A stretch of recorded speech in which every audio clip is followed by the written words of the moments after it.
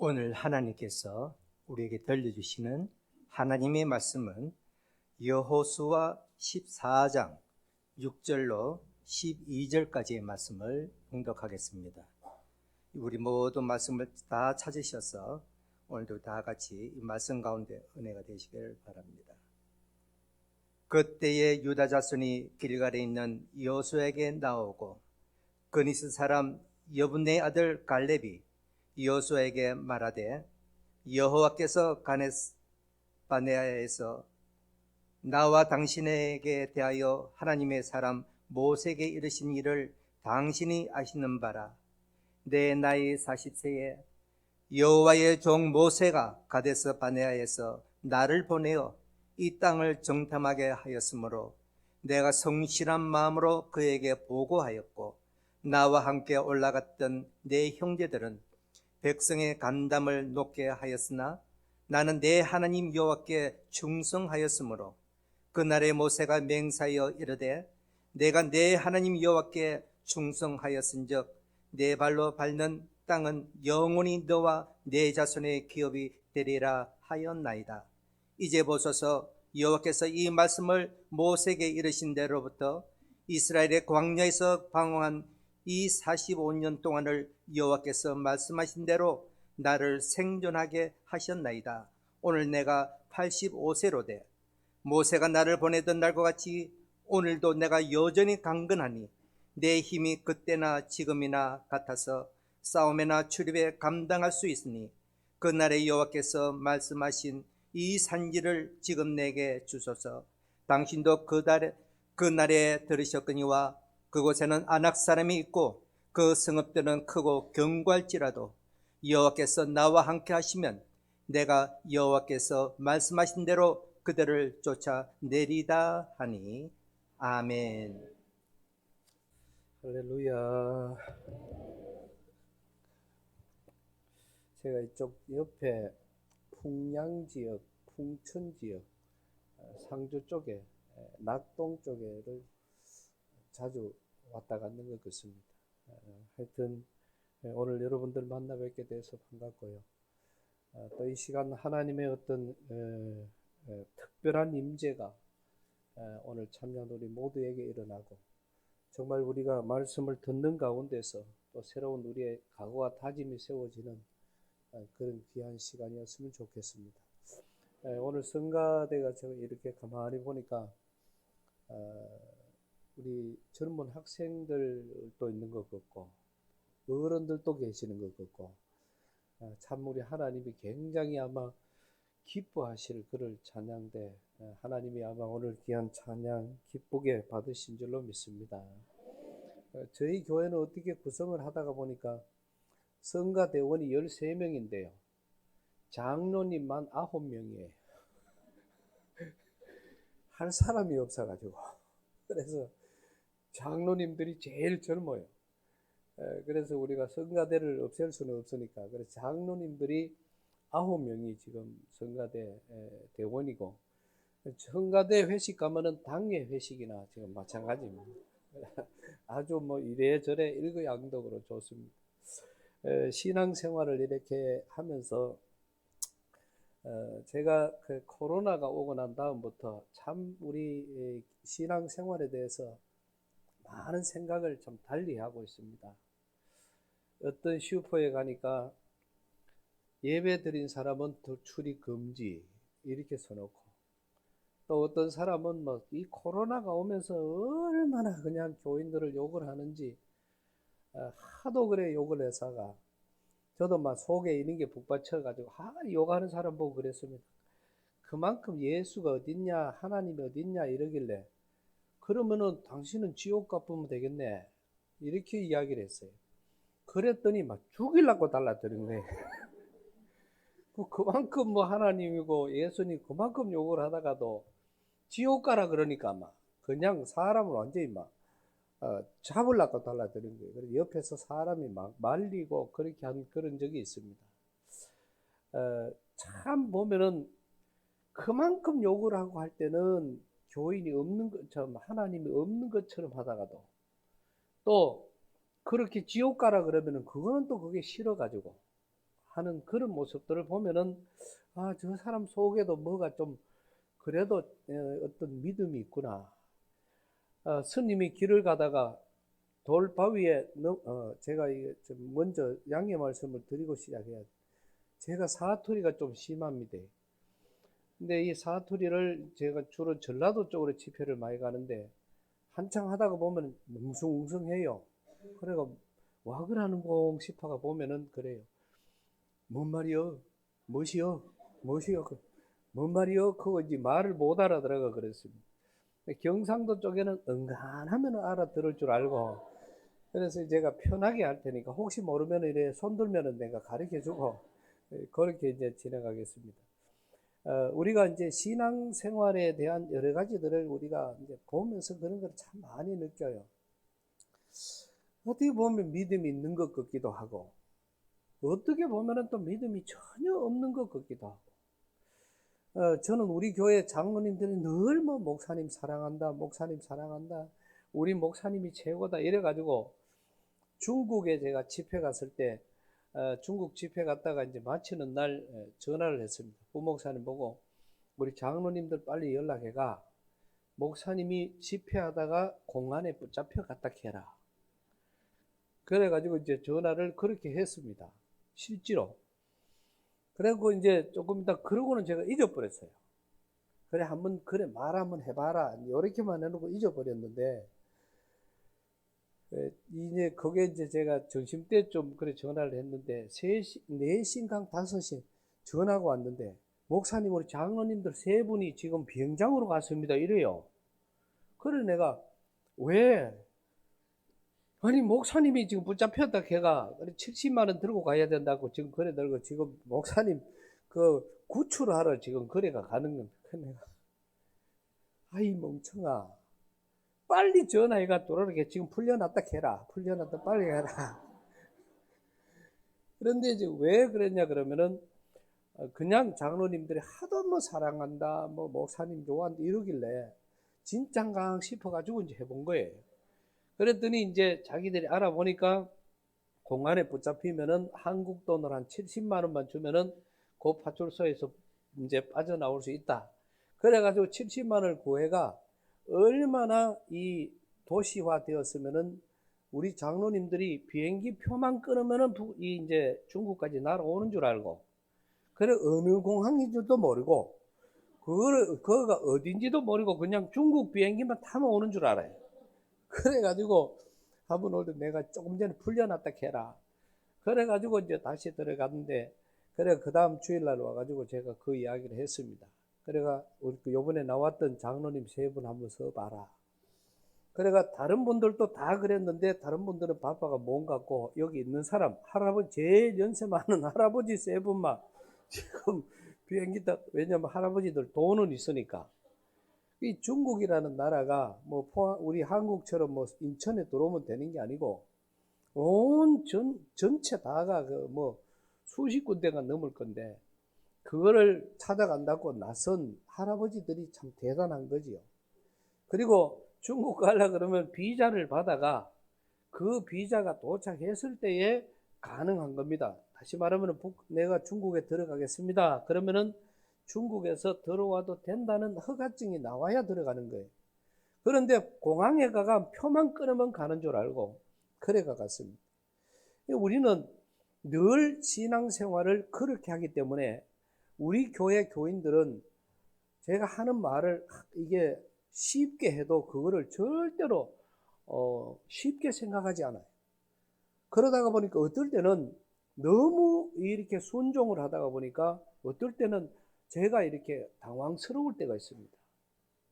오늘은 우리 교회에 뭐 이런 손님이 오시고 이러니까 우리 교인들은 가급적이면 빠지지 말고 다 좀 나오셨으면 좋겠습니다. 이래 놓으면은 아파가 누워있던 할머니까지 다 나오셔요. 그러니까 지금 교회 들어오실 때 보면은 똑바로 걸어 들어오는 사람은 몇 키 안 돼요, 몇 키. 겨우 그냥 몇 사람 있고 나머지는 전부 다 아마 완전히 위에 아예 보지도 안 하고 앞으로만 보고 그냥 직선으로 이렇게 오시는 분들이고, 위에서 마치고 예배 내려갈 때 보면은 똑바로 내려가는 사람은 몇 명 안 되고, 이제 다리가 조금 적게 아픈 사람은 옆으로 내려가고, 완전히 다리가 완전히 힘든 사람은 뒤로 아예 이렇게 내려가야 되는, 저희 교회는 그렇습니다. 그래도 우리 교회 교인들이 다들 할아버지 할머니, 우리는 평균 연령이 한 80으로 보면 돼요. 그럼에도 불구하고 우리가 시내 교회 늘 그럽니다. 1000명 교회 이상은 우리가 선교하면서 살자. 이게 이제 우리 교회가 실질적으로 지금도 그래 하고 있고요. 또 그런 일들을 저희 교회는 지금 감당을 하고 있습니다. 이게 딴 게 아니라 우리 교인들이 하나로 뭉쳐져 있기 때문에 이게 가능한 일이에요. 제가 오살리 기도원에 집회를 갔는데, 그 집회를 가서 이제 제가 처음 집회 갈 때 이야기입니다. 그래서 이제 처음에 강사가 서면은 인사한다고 할렐루야 그랬습니다. 그랬더니 할렐루야 그랬는데 그 많은 사람들이 전부 할렐루야 그러더니 요 앞에 앉아 계시는 분 그때 당시에 저는 30대 초반이었고 그분은 한 50대 중후반쯤 되시는 분인데요. 할렐루야 그랬더니 그분이 아멘 아멘 아멘 아멘 아멘 아멘 아멘 아멘 이래요. 그래 안 그래도 촌놈이 겁이 나가 죽겠는데 이 도시에 오니까 아멘이 좀 이상하잖아요. 그래가 이상하다 싶어 또 한 번 더 해본다. 할렐루야 이랬더니 아멘 아멘 아멘 아멘 아멘 아멘 아멘 아멘 이래요. 그게 너무 신기해가 저는 그런 거 보고 그냥 못 지나가. 그래가 한 번 더 해봤습니다. 그래가 할렐루야 이랬더니 이분이 아멘 아멘 아멘 아멘 아멘 아멘. 그래서 내가 한번 써보소. 와 그러니까 한번 써보라. 그랬더니 그 사람이 이렇게 썼어요. 그래가 와 그러니까. 그래 그분이 아멘 7번 하면은 응답이 빨라집니다 이래요. 그래가 제가 그 서울에 가면은 그런 모양이다 싶어. 그래서 제가 그 연달아 할렐루야를 10번 해버렸어요. 그러면 그분이 아멘을 몇 번 했게요? 한번 해보라 그이 70번을 아멘 아멘 아멘 아멘 아멘 아멘 아멘 할렐루야 아멘 아멘 아멘 아멘 한 40번 50번쯤 가면요 침이 퍽퍽퍽퍽퍽퍽 튀어나오고 그래요. 그래서 제가 그랬습니다. 아저씨요 내가 보이 응답을 못 받는 것 이제까지 기도원에 올라와가 응답을 못 받을 것 같은데 맞습니까? 거의. 그럼 기도원에 올라온 지 얼마나 됐습니까? 8년 됐다는 8년째 매일매일 올라오는데 아직 응답을 못 받았대요. 그래서 내가 기도 제목이 뭔겨? 거의. 진짜 삐졌어. 내가 봐도 못 받을 것 같습니다. 이래 놓고 이제 해놨더니 삐졌어. 그래가 기도 제목이 뭔가요? 이랬더니 그분이 아니 내도 기도해 줄게요. 내가 기도하면 좀 더 빨라집니다. 그러니까 제목이 뭐냐 그랬더니 그분이 전도사님이라. 이거는 전도사님이 응답 못 받은 거는 뭐가 아직까지 임지가 없다는 이야기예요. 아직 교회에 사역할 교회가 없다는 얘기입니다. 그래서 내가 전사님요 우리 교회 무보수로 와도 우리 못 받아줘요. 이러니까 내가 우리 교회 교인들은 한 번 아멘 해도 숨 가빠 죽니다. 할렐루야 그러면 아멘. 전도사님 뭐 7번 아멘 시켜보면 우리 교인들 다 죽어버립니다. 그리고 그냥 하나님 앞에 기도하면은 그냥 아멘 하면 되지. 뭐라 아멘 아멘 아멘 아멘 아멘 아멘 아멘. 그러면 70번 아멘 해보면 어떻게 됩니까? 이 응답이 왔는지 갔는지 지금 홍진을 가해가지고 뭐 아멘 하다가 응답이 왔는지 안 가는지도 모르고 왜 그렇게 신앙생활을 하느냐? 왜 그렇게 어렵게 합니까? 그래가 이제 나와놓고 이제 설교를 했는데 마치고 강사방에 찾아왔어요. 이제 따지러 찾아온 거지. 그래가 들어오더니 와가지고 90도 인사를 하는 겁니다. 그러니까 아멘 7번요. 예. 왜 오셨디요? 이제까지 8년을 아멘 7번을 했는데 한 주에 24명의 강사가 지나갑니다. 그런데 어떻게 8년 동안에 목사님들이 나한테 그런 말 해주는 목사님이 하나도 없었습니다. 그런데 어떻게 목사님이 그런 말씀을 해주셔가지고 자기도 목사님 그 말씀을 듣고 난 다음에 그런 거 그때요. 그리고 목사님이 제일 영안이 밝다는 거예요. 그래서 내가 영안이 밝은 게 아니고 촌놈이라고 했거든. 촌놈이라고. 내가 이거 평생 처음 들어보니까. 그리고 여기는 벌써 서울권이니까. 그래가 워낙 좋은에서 오다가 그래가 그랬니다. 영안이 밝아가 그런 게 아니시다. 그랬더니 이제 한참 이런저런 신앙적인 이야기를 하고 그래 갔습니다. 그래 가고 난 다음에 한 3개월쯤 지나가 그분이 전화가 왔어요. 강사 목사님, 김진동 목사님, 예, 할렐루야, 한 번만 하세요, 한 번만. 그래, 예, 요새는 한 번만 합니다. 그리고 왜 전화했니요? 응답 받았습니다. 그래요. 그리고 어떻게 응답 받았냐고. 그래가 그때부터 이제 아멘을 한 번 했대요. 한 번 했더니 완전 목사님들 중에 저분이 아멘을 7번씩 하다가 이제는 한 번 한다고. 그래 놨더니 그 7번 하는 거기에 목사님이 들어보니까 저 사람이 되게 믿음이 좋은 모양이다 싶어서 그 교회에 이제 청명을 해 갔는데 이제 지금 아주 목회를 잘 지금 이제 전사로 들어갔는데 잘 하고 있다. 목사님 고맙습니다. 이제 이렇게 인사 전화가 왔어요. 여러분 혹시라도 저는 여러분들에게 오늘 은혜도 참 하나님의 은혜를 소개하는 수도 있지만은 한편으로는 좀 불을 질러 놓고 싶은 생각도 있습니다. 지금 코로나가 오고 난 다음에 코로나가 막 시작되자마자 교회 이제 장로님들이 만나면 이런 이야기를 합니다. 장로님들이 목사님 요새는 교회 간다 소리 뭐 합니다. 그리고 교회 갔다 왔다 하면 큰일 납니다. 또 혹시라도 목사님 내 교회 왔다 소리 하지 마세요. 이렇게 이야기를 해요. 그럼 왜 그러느냐? 우리 회사에서 알면은 제가 당장 잘립니다. 이렇게. 그래서 제가 또 거꾸로 물었어요. 그러면은 교회 갔다 왔다고 잘린 사람이 있습니까?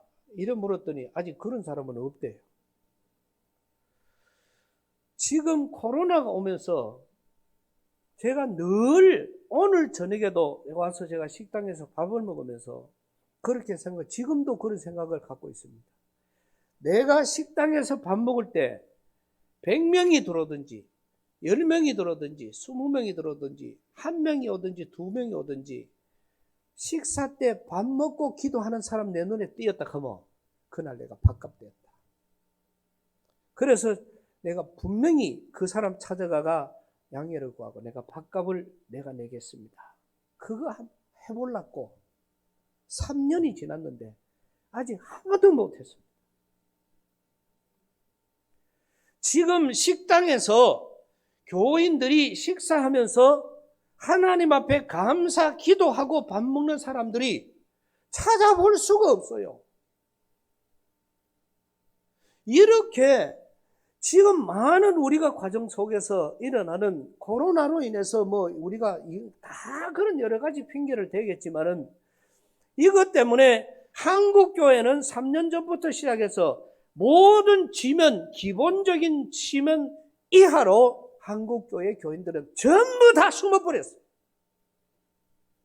이렇게 지금 다 숨어버리고 있는 그런 상태에서 우리가 성경을 잘 봐야 됩니다. 우리가 유다가 마지막 망할 때 시드기야 왕시대, 여호야김 시드기야 왕시대 때 그들이 망한 이유가 하나님을 버린 것입니다. 그리고 오늘 에스겔 32장 33장 말씀 속에 가보면은 이 에스겔이 하나님의 말씀을 전하고 또 하나님의 말씀을 전했더니 그 사람들이 이 이스라엘 백성들이 뭐라고 받아들이냐 하면은 그거는 하나님이 잘못 생각했다. 그거는 하나님이 틀렸다. 성경에 그렇게 나와 있습니다. 하나님이 틀린 거다. 에스겔 33장에 하나님이 틀렸다. 그러니까 우리가 지금 하고 있는 이게 맞다.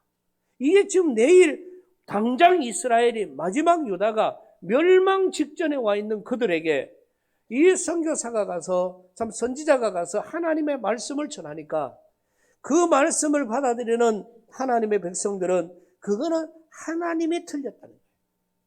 그리고 전하는 선지자의 말이 틀렸다는 것입니다.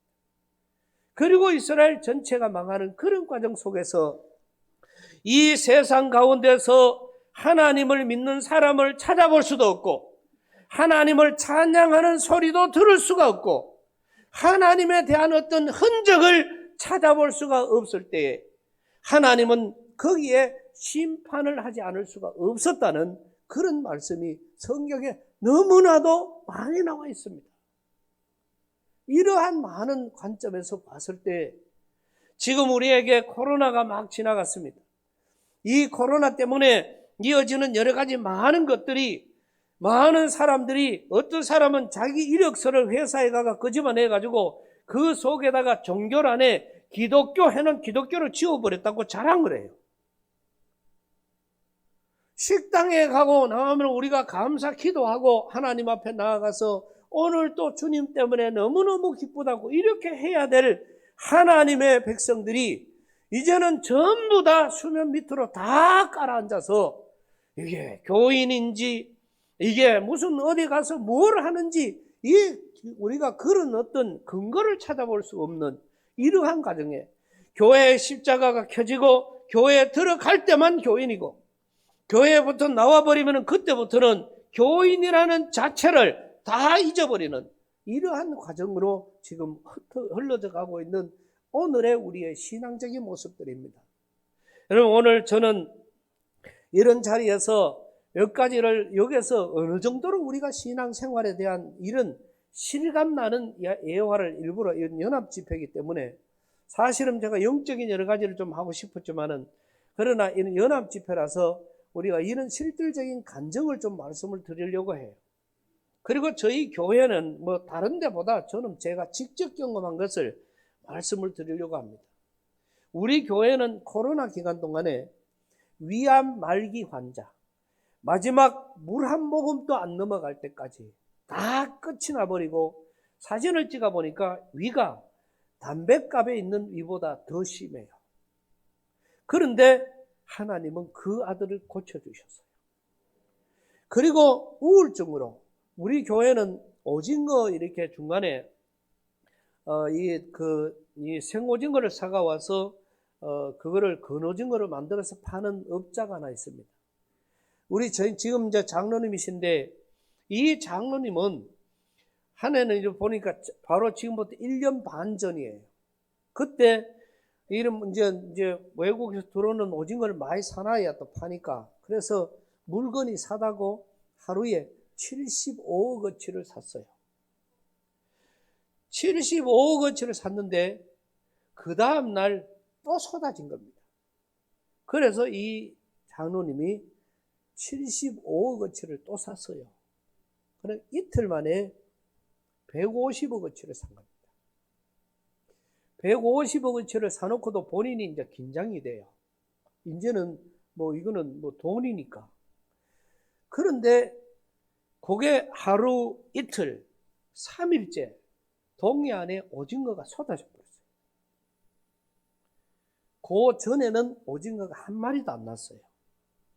그러니까 오징어 아무도 못 잡아왔을 때 이게 장사를 해야 되겠다 싶어서 물건 없다고 75억 또 75억을 샀는데 그 다음 날 동해안에 오징어가 쏟아져 버렸어요.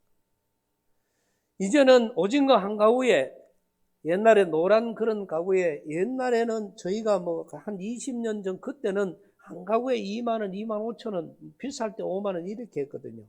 지금은 요 한 가구에 60만 원, 70만 원 갑니다. 근데 지금은 아예 동네 안에 오징어가 없어요. 그 지금 거기 한 가구 나오면은 120만 원, 130만 원 그래 주고도 지금 살 수가 없습니다. 그런데 이틀 동안 150억어치를 썼는데 3일째부터 오징어가 쏟아져 버리니까 이 사람이 그때부터 안 그래도 사놓고는 벌벌벌벌 떨고 있었는데 그럼 사람이 병이 오기 시작을 했어요. 어느 정도 병이 왔냐 그러면은 급한 우울증이 오기 시작을 하니까 그때부터 시작해가 자기 문 밖을 나갈 수가 없고 자기 아내 맨날 호령하고 살던 사람이 세상에서 자기를 위해 줄 사람은 오직 자기 아내밖에 없다고 했어요. 그 아내가 부엌에도 못 나가도록 그렇게 늘 붙잡고 있는 겁니다. 그래서 결국은 그 아내도 못 가고 결국은 차도 모든 것을 다 잠그고 이제 집에서 완전 칩거 생활을 하는 거죠. 그리고는 예배가 되면은 예배 시간이 되면은 무조건 예배는 또 갔다가 이제 부인이 이제 남편을 모시고 갔다가 오고 그것뿐이 사람 만나는 것도 안 되고 인사도 안 하고 아무것도 안 해요. 밤이든 낮이든 낮 밤이 구분이 안 돼요. 잠을 잘 수가 없으니까. 그래서 병원에서 처방을 받아서 그때부터는 심각한 우울증 중에서도 굉장히 심한 그렇게 해서 약을 처방을 받아서 약을 먹지 않으면 잘 수가 없었습니다. 그만큼까지 심각해진 거예요. 그러니까 이제 나중에는 이분이 생각을 그렇게 한 겁니다. 이렇게 살 바에는 차라리 죽었으면 좋겠다. 내가 이렇게 살아가 뭐 하느냐. 이렇게 힘들고 어려웠습니다. 제가 한번 중간에 만나서 이야기를 했습니다. 그분이 가가 만난 대가 신방을 갔는데 내가 가서 신방을 받았어요. 그분이 가니까 내보고 그래요. 두려워하지 마라. 놀라지 마라. 내가 너와 함께 함이니라. 나의 의로운 오른손으로 너를 붙들어 주리라. 그러니까 아멘 이랬어요. 나한테 그래 이야기를 하니까. 그러니까 아멘 이랬어요. 이분이 막 그 말을 하면서 울어요. 목사님 두려워하지 마라. 놀라지 마라. 내가 너와 함께 하리라. 나의 의로운 오른손으로 너를 붙들어 주리라. 내게 가까이 오는 자, 수고하고 무거운 짐진 자들 다 이야기를 하는데 그걸 하면서 울어요. 보통 설교자가 아니야.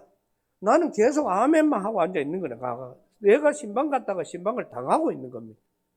근데 이분이 울면서 하시는 말씀이 목사님 이 말씀이 안 믿어집니다. 이런 거예요. 이렇게 하나님이 나에게 명확하게 말씀을 해주셨는데 그 말씀을 명확하게 들었는데도 이 말이 안 믿어지니 사람 환장한다는 겁니다. 그러니 아무것도 할 수가 없고 나갈 수도 없고 어디 가가 밥을 먹을 수도 없고 누구를 만날 수도 없는 그런 상황이 왔다는 거죠. 그래서 제가 수요일 날 거꾸로 설교를 한 겁니다. 두려워하지 마라. 놀라지 마라. 나의 의로운 오른손으로 너를 붙들리라. 그런데 갑자기 뒤에서 아멘! 그러는 거예요. 그러면서 이 사람이 그 똑같은 말씀에 대한 설교를 듣는데 이 하늘에서 강대상에서 자기에게 빛이 비추는 거예요. 그 빛이 비추면서 말씀이 막 계속 그 빛 속에 왔다 갔다 이러니까 막 아멘 아멘 그러면서 우는데요. 얼마나 울었는지 그날 예배 마치고 밤 11시까지 울었어요. 그래 이제 관리 집사님 문을 닫아야 되니까 그래가지고 이제 양해를 구했더니 집에 갔는데 집에 가가도 울고 그 다음 날도 울고 한 이틀을 계속 울고 나더니 갑자기 전화가 와가 목사님 밥 먹으시더. 그래 내가 아니요 밥 안 먹는다. 왜냐면 자기가 목사님 깨끗해져 버렸대요. 그래가 밥 먹자 그러는데 이제 내가 믿음이 없어. 자기는 나았다 그러는데 저 괜히 밥 먹었다가 또 도질까 봐. 이제 다시 발작을 하면은 그때는 내가 이제 절단 나잖아. 그래 내가 밥 먹었다. 그럼 아니 목사님 오늘 그러면 차 마시시다. 그래 아니라 그래가 이제 할 수 없이 식당에를 갔습니다. 식당에를 갔는데 식당 가서 밥 먹고 목사님 저하고 갈 데가 있다. 그래가 저를 데리고 가는 게 롯데 백화점에 가서 양복집에 갔습니다. 거기서 양복을 사죠.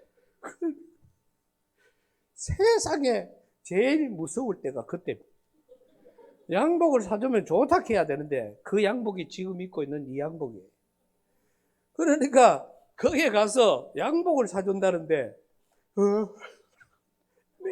내 양복이 한 30개가 있니다. 30개. 그러니까 충분합니다. 아니요. 목사님 양복은 뭐 전부 기름이 다 빠졌더래. 그러니까 기름이 좀 흐르는 거를 사야 되지. 전부 다 기름 빠진 것밖에 없대. 그래서 내가 보기도 잘 봤다. 왜냐하면 입고 있는 게 저는 다 그래요. 근데 이분이 양복을 사주면서 목사님 제가 오늘 완전히 의자 아랫게 다 치료받았다는 거예요. 아이고 할렐루야. 겨누고는 속으로는 아이고야. 이제 계속 걱정이 되는 거지요. 자, 그 다음 날 또 전화합니다. 이제 내가 양복 얻어먹은 죄로 아침에 또 전화해요. 괜찮은겨? 그러면 할렐루야 이래요. 그 다음에 또 괜찮은겨? 그러면 할렐루야. 야, 한 달이 지나도 괜찮고 2달이 지나도 괜찮고. 자, 여러분 잘 보세요. 이분이 지금 우울증이 온 이유가 75억, 150억이라는 물론 다른 것도 수십억이 있었어요.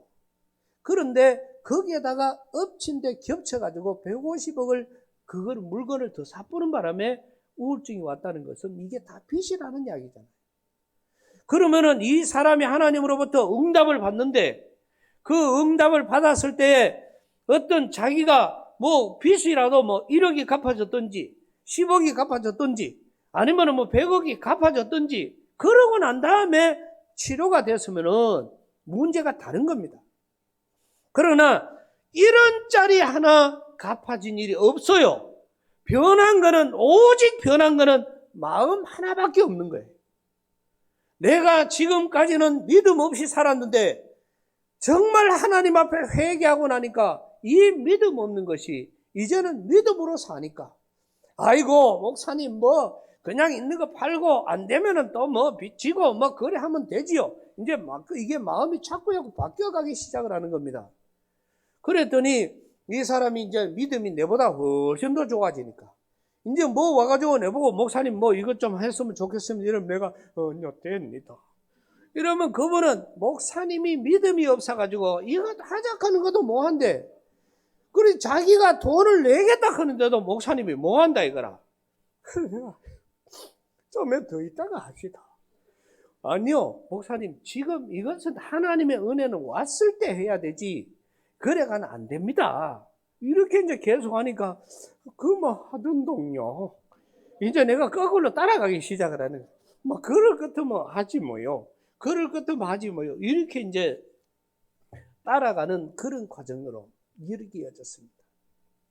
오늘 이 자리에 계시는 저와 여러분들은요. 하나님께서 오늘 저와 여러분과 함께 하시는 이 기정사실이 믿어져야 돼요. 그러면은 이 믿어지는 이 과정이 오늘 이 위암 환자가 마지막 할 때까지 다 하고 전체 다 그 영정 사진을 찍고 자녀들에게 상속을 다 했고 그 다음에 마지막 임종 예배를 다 드렸고 임종 예배를 드리는 날 우리 장로님 전부 다 대성통곡을 하고 울었어요. 원래 나이가 55입니다. 그런데 그 나이에 평생 병원에를 한 번도 안 가봤는데 병원에라고는 처음 갔는데 그게 암 말기 환자 판정을 받았고 평생으로 간 것은 집하고 회사하고 밖에 없는데 지금 이렇게 억울하게 죽어가니 이게 얼마나 안타깝냐 이거죠. 이런 과정에 있었던 그가 결국은 먹는 것도 다 끝이 나고 물도 못 먹어가는 그 과정에 있을 때 마지막 병원에 갈 때는 집에서 본인이 힘드니까 어른이 살아 계시니까 도저히 안 된다 해서 병원에 가서 죽는다고 아무래도 내일은 제가 넘기지 못할 것 같습니다. 그렇게 전화가 온 거예요. 그래서 119로 오늘 이제 그 전달 포항 세명 기독병원에 입원을 했습니다. 갈 때 물론 휠체어 그 침대 차에 타고 가서 그렇게 올라갔고 숨도 겨우 쉬고요. 병원에 갔을 때는 몸무게가 67kg, 8kg짜리가 36kg가 됐습니다. 정상적인 사람이 어제 보던 사람이 오늘 봐가 얼굴을 알아볼 수가 없어요. 그러니까 말을 때로 말라버리고 뼈밖에 없으니까 이 누군지도 전혀 분간이 어려워요. 제가 맨날 봐도 제가 봐도 얼굴을 몰랐으니까. 그만큼까지 힘들었는데 그 앰뷸런스에 가서 누워가지고 가는 그 과정에 거기 하나님은 그 병원에 계셨던 것입니다. 병원에 갔는데 암 과장님을 만났더니 천하에 살 길이 없습니다. 물론 아산병원에서 다 사형 판결을 받고 내려왔고 이제 마지막까지 갔으니까 그냥 길이 없다. 그냥 길만 기다리자. 그래도 저는 워낙 고통이 심해서 차라리 수술이라도 해보. 제가 기도 제목이 그거거든요. 하나님, 의사들 마음을 움직여서 누구든 좋으니까 이 사람을 수술하려고 용기를 가진 의사를 좀 보내주십시오. 왜? 저는 기도를 입으로 안 합니다. 저는 모든 기도를 붓글씨로. 그러니까 그 붓글씨에 보니까 나중에 보니까 그 글씨 이제 그게 있으니까 그거를 그 집사가 가져가가지고 지금 자기 집에 갖다가 붙여놨습니다. 그 기도가 그런 거예요. 병원에서도 끝났습니다.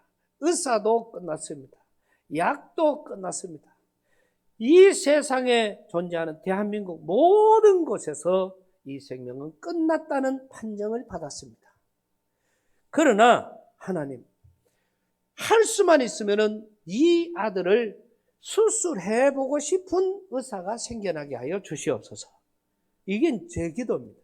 왜냐하면은 하나님이기 때문에.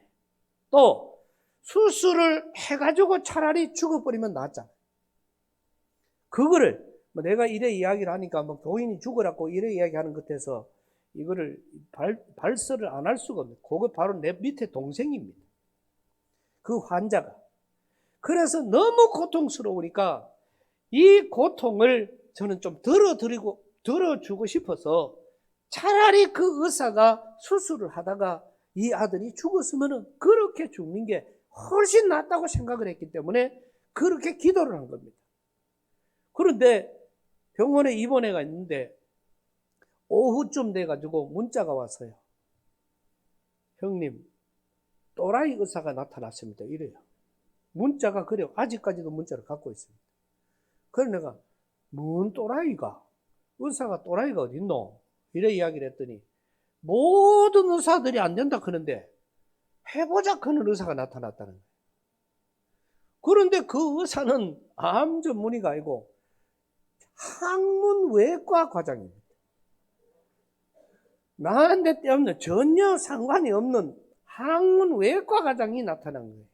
다른 말로 하면은 며칠이라도 더 살고 싶으면은 이 호수 관을 연결해가 소장 쪽으로 이제 밥을 먹이고 이제 그렇게 하려고 했는데 야는 본인은 그거는 싫다 그래서 입으로 먹고 요 잘라가 호수를 요로 연결해 줘서 그거는 이제 2시간만 하면 수술을 한대요. 그래서 제가 가서 병원에서 기도를 해주고 왔습니다. 1시간 반 만에 전화가 온 겁니다. 3명 기독병원 중앙수술실입니다. 그때 힘이 쭉 빠지는 거예요. 아, 죽었구나. 중앙수술실에서 전화 올 일이 뭡니까? 그래서 끝났다는 그런 건 전화 안 하잖아요. 근데 보호자를 찾아서 저보고 그렇게 온 겁니다. 그래가 팍 퍼졌더니 목사님, 선생님이 빨리 전화 드리라고 하는데 수술을 한번 해봤으면 좋겠다는 거예요. 그때까지는 복강경 수술을 해서 기계를 넣어가지고 이제 이렇게 하다가 넣어가지고 이렇게 그 간 쪽으로 이렇게 해보고 소장 쪽으로 이렇게 뒤져보니까 아직 전이가 덜 된 거예요. 그래서 그 과장님이 장로님이신데 이런 거는 수술 한번 해봤으면 좋겠다. 이런 마음이 생긴 겁니다. 그래서 그 과장님이 수술을 했어요. 9시간, 2시간 들어갔는데 9시간 만에, 11시간 만에 이제 환자가 나왔습니다. 환자는 뭐 의식불명으로 갔고, 그 다음에 그 과장님은, 암 과장님은 대답하기를 수술을 해도 일어날 힘이 없습니다. 이렇게 이야기를 했거든요. 근데 그렇게 갔고, 이 과장님은 위가 나는 그만이 큰 줄 처음 알았어요. 우리 여러분 배 속에 있는 위가 예산 일이 아닙니다. 뭐 하여튼 어마어마합니다. 이만한 게 이 속에 있더라. 그 다음에 암덩어리 5군데, 맹장 수술까지 다 해가지고 목사님 기도를 참 많이 하신 것 같습니다. 이러고 온몸에 피투성이가 돼가지고 그래 들고 나왔어요. 그래 내가 이게 뭔겨? 이게 이제 우리 동생 배에서 끄집어낸 위고, 그 다음에 요거는 맹장이고 요거는 암덩어리입니다. 이렇게 보여주는 겁니다. 그 친구가 4일 만에 퇴원을 했고요. 4일 만에 퇴원하면서 밥을 2그릇씩 먹었습니다. 원래 위암 수술하면 밥 잘 못 먹거든요. 근데 야는 밥을 2그릇씩 먹고, 지금 1년이 조금 더 됐는데 지금은 67kg, 모든 거를 다 회복을 다 해가지고 요번에 우리 교회 리모델링 공사를 했습니다. 하나님이 하시고자 하면은 모든 사람이 육안으로 보고 기계를 보고 아무리 봐도 살 가능성이 없다고 해도 하나님이 하시면은 이 일은 가능한 거예요. 오늘 우리는 주어진 여러 가지 국가적인 것도 마찬가지입니다. 우리나라에 최초의 기독교인이 들어온 것은 1627년입니다. 네덜란드의 벨트브레라는 이 사람이 이제 들어오다가 이 동해안에 왔다가 담수를 구하러 들어왔는데 3명이 들어왔다가 붙잡혀가지고 결국은 못 가고 여기에서 체류를 하는 겁니다. 그리고는 이 사람이 왔는데 1627년에 들어왔으니까 10년 후에 37년에 우리나라 병자호란이 나죠. 그 병자호란에 군인으로 참전을 직접 했습니다. 거기서 2명은 돌아가시고 1분 남았어요. 그분이 벨트브레입니다. 이 벨트브레에게 인조 14년에 이름을 박연이라고, 한국 이름을 박연이라고 지어줬고, 이 사람이 한국에서 우리 인조가 아주 그때는 왕이 참 대단했던 것 같아요. 지금 자꾸 본인은 본국으로 가려고 하는데 그러지 말고 그냥 이 나라에 살자. 왜? 서양 문물을 갖고 들어왔으니까. 그래서 저 사람이 하는 게 틀려요. 화약을 만들고 홍위포를 만들고 그 만드는 홍위포가 지금도 수원에 가면 그대로 있습니다. 그러니까 그 당시에 그 만들었던 그런 거를, 이 문화를 만들기 위해서 가지 마라.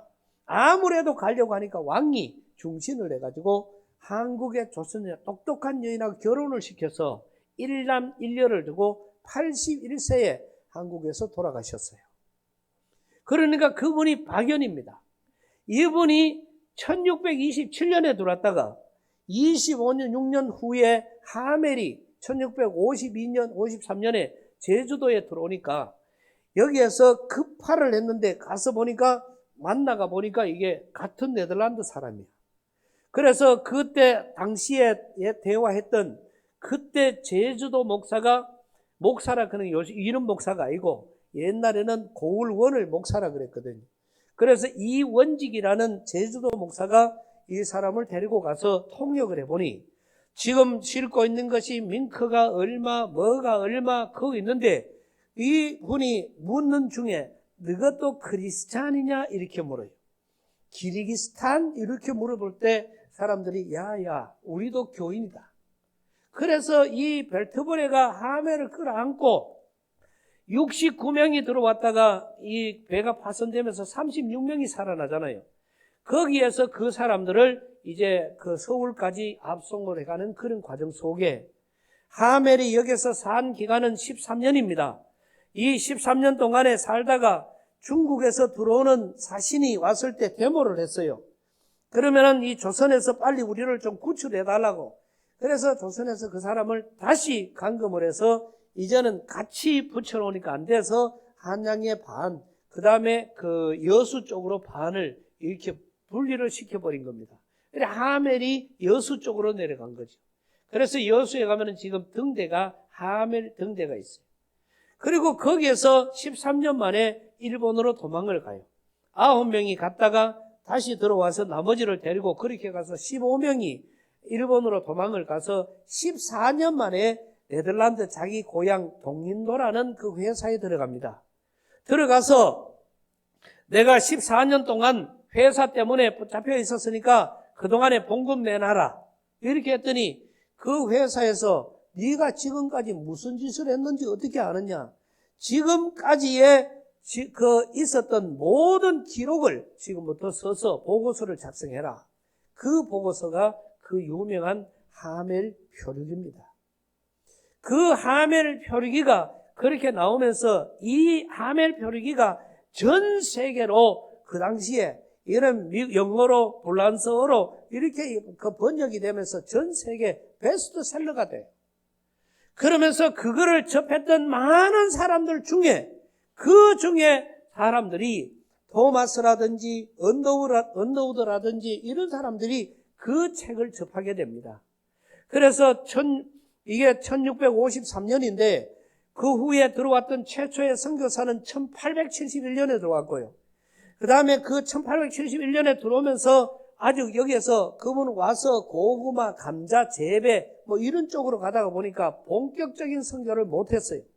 그러면은 선교사 이름으로 들어와서 본격적으로 한 것은 이제 알렌이 1884년에 이렇게 들어오는데 그 앞에 1866년에 토마스가 들어오죠.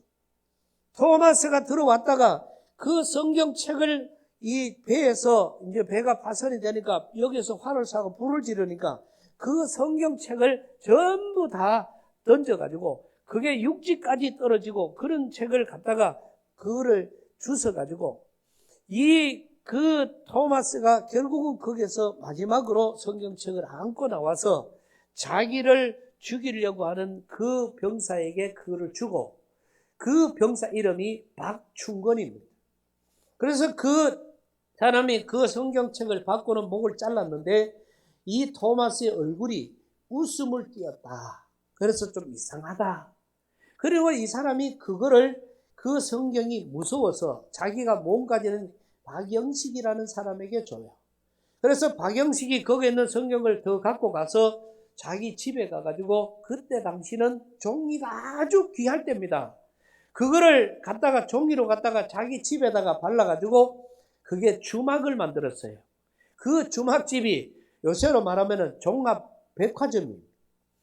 왜냐면 그거는 술집도 되고 그거는 숙박도 되고 물건도 파고 막 이래 했으니까 그래서 이 주막을 만들어서 있는데 거기에 우리 우리 장로의 신학대학을 설립하신 마페 선교사님이 거기에 들어가서 이제 하루를 묵게 된 겁니다.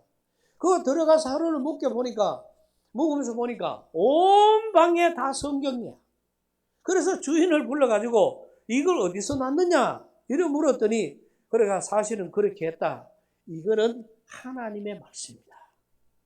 이렇게 이야기를 했더니 그 주인이 벌벌벌 떨면서 그 주막집을 이 선교사님에게 기증을 해요.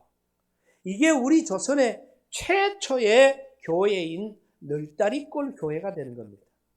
이 교회가 나중에 장대연 교회로 이름이 바뀌어져요.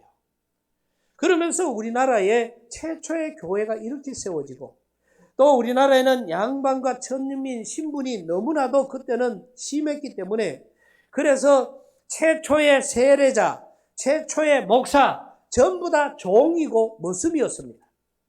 왜냐하면은 이 사람들이 선교사님을 만나보니까 양반들은 예수를 안 믿어. 그런데 이 종들이, 머슴들이 예수를 믿고 선교사를 만나보니 먹을 것도 같이 묻고 또 뭐를 하면은 식탁에 같이 오라 그러고 자기들을 양반들은요 상을 줘도 옛날에는 상을 이래 주면은 저 앞에 놔놓고 동전을 던졌어요. 전부 상도 던져가지고 줍니다. 그러면은 그거를 그냥 받아가 감사하다 이렇게 했어요. 이게 이제 옛날의 신분의 차이입니다. 양반은 태어나면은 죽을 때까지 농사를 안 지어도 살았고, 또 천민으로 태어나면은 태어나는 그날부터 80, 90이 될 노인이 되어도 1살, 2살 아이에게 큰절을 해야만 살아갔던 그 나라가 우리나라란 말이지. 이런 나라에는 이 가능성이 없는 겁니다. 그렇게 해서 그 종들이 예수를 믿게 되고 머슴들이 예수를 믿게 되고 이러한 많은 과정 속에서 일어났던 그런 과정이 신민양조가 일어나기 전에 김옥균이나 또 그때 당시 박영료, 민영익 이런 사람들이 고종의 특사로 이제 미국으로 이제 특사를 가게 됩니다. 가보니 거기에 갔다 와서 결론이 쉬웠어요. 사람 위에 사람 없고 사람 밑에 사람 없다. 사람은 다 똑같더라. 누구든지 다 농사를 해야 되고 누구든지 다 일을 해야 하더라.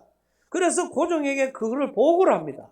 그랬더니 거기에 민영익이 사인을 안 하는 겁니다. 왜? 민영익 고종의 그 왕후였던 명성왕후가 그 민영익의 사촌 누님이었기 때문에 그래요.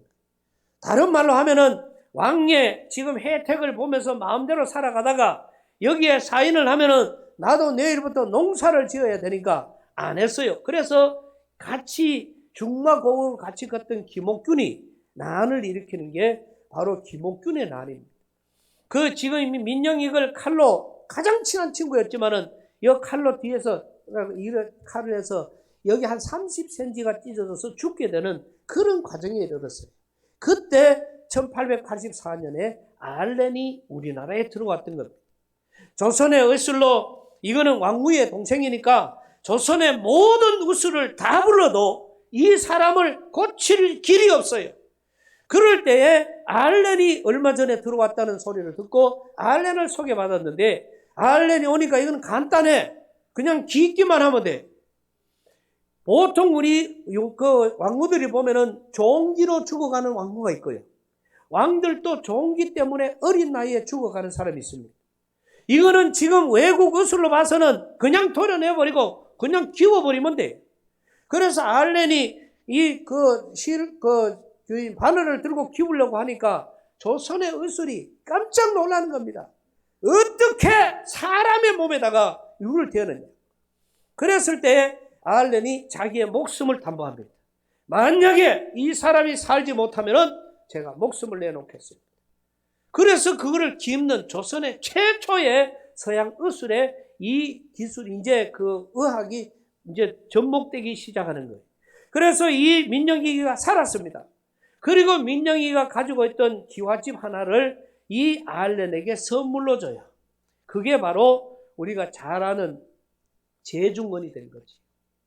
그래서 그게 제중원이 되어서 최초의 우리나라의 서양 의학병원이 되고 그때를 기점으로 아마 연세대학교는 개교 기념일을 그때를 하고 있을 겁니다. 그래서 그 전체 모든 게 나중에는 영동 세브란스 병원이 되는 그런 과정까지 이어지는데요. 그래서 알렌이 일대고 사내 에빈슨이 자기의 고향으로 휴가 때 고향 갔다가 간증을 하는 겁니다. 나는 한국이라는 나라에 선교를 갔는데 한국에 가보니까 병원이 하나도 없어. 그래서 이 병원을 지으려고 보니까 이게 달러로 1만 달러가 필요하다. 설계하는데 얼마, 나무 제작비가 얼마 그렇게 했더니 거기에 와서 듣는 사람 중에 한 사람이 세브란스라는 사람이 와가지고 그거를 들어요. 그러면서 그 사람이 석유회사 회장인데 그거는 하나님의 일이니까 제가 그거를 감당하겠습니다. 그리고 1만 달러를 내주고 나머지 더 드는 것도 자기가 다 부담하기로 하고 그렇게 지어진 병원이 영동 세브란스 병원이 우리나라에 최초로 지어진 거예요. 이것뿐만 아니라 학교 문제도 전부 다 우리 기독교 선교사들에 의해서 헐버트 선교사에 의해서 지어졌어요. 여러분 지금 이 문경이라는 여기서 문경 가깝지요? 여기가 문경이요. 예, 점초이라 이래가지고 우리 저쪽에 가면은 문경에 전부 오면은 장로, 목사 전부 오면 등산하러만 와. 저는 늘 그걸 이야기합니다. 문경 가거든 오른쪽에 박물관부터 가봐라. 그 박물관에 가면은 헐버트 선교사님의 동상이 있어요. 이 헐버트 선교사님의 동상이 왜 거기 있냐 그러면은 우리나라의 그 지금 전 세계 최고의 아름다운 곡으로 지정되었던 아리랑의 악보를 체보한 사람이 헐버트 선교사입니다. 그래서 이 군밤 타령이라든지 이런 거 다 헐버트 선교사님이 악보를 체보하신 분이에요. 그래서 그 박물관에 가보면은 그 아리랑에 대한 전설, 그 아리랑이 어떻게 해서 이렇게 그 악보가 만들어졌는지 거기에 대한 상세한 기록이 다 있습니다. 그러니까 그 헐버트 선교사님이 우리나라에 최초의 학교를 세우고 고아원을 세우고 이렇게 시작된 나라입니다. 껑충 우리가 뛰어가면서 1905년에 일본에 의해서 우리가 을사늑약조약, 강제조약을 맺지요. 그 조약에 의해서 1907년에는 군대가 해산되고 1910년에는 경찰 조직이 다 해산되어지고 그래서 1910년에 결국은 일본에 의해서 우리나라는 이 식민지라는 이런 오점을 남기는 거예요. 그러면은 이런 강대한 나라, 그 당시에는 일본이 오히려 미국보다도 훨씬 더 강한 나라였기 때문에 그래서 이 일본에 의해서 우리는 지금 이 식민지라는 이런 어려운 지경에 처했습니다. 우리 교회 지금 교인들은 그 당시에 다 살아있던 분이에요. 이름을 전부 다 물어보니까 의약고, 아약고, 뭐 꼬가 엄청 많더라고.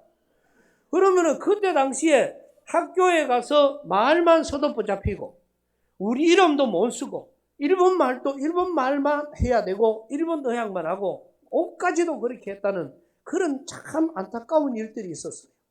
그런데 그 일본에 의해서 우리가 그만큼 어려움을 당할 때 1910년에 그렇게 당하잖아요. 그러면 1919년 이거를 안 당하려고 우리 안중근 의사가 하얼빈에서 이 또 히로부미를 저격하고 이 안중근 의사가 마지막 죽을 때 유언으로 남긴 유언이 뭔지 아십니까? 조선인으로 조선인보다 조선을 더 사랑한 사람이 헐버트입니다. 조선인이 헐버트를 모르면은 조선인이 아니다. 이렇게까지 이야기하신 분이에요. 그리고는 내순 감옥에서 그렇게 돌아가셨습니다. 그리고 19년에 만세운동.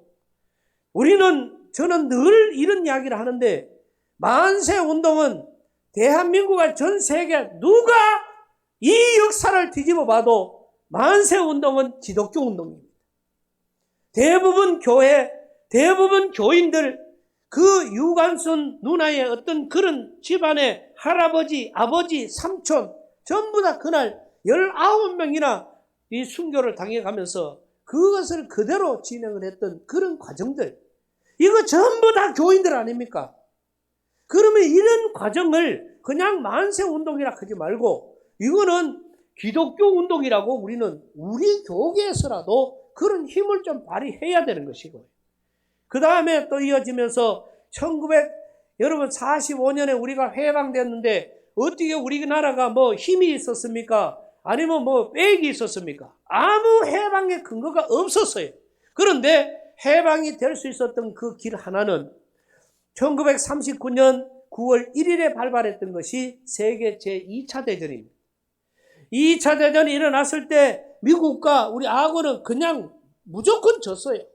그러다가 1941년 이 필리핀 상공에서 미드웨이 해전이라는 해전이 벌어지면서 6월 6일에서 8일까지 있었던 이 전쟁, 3일 동안의 전쟁에서 미국이 일본을 이깁니다.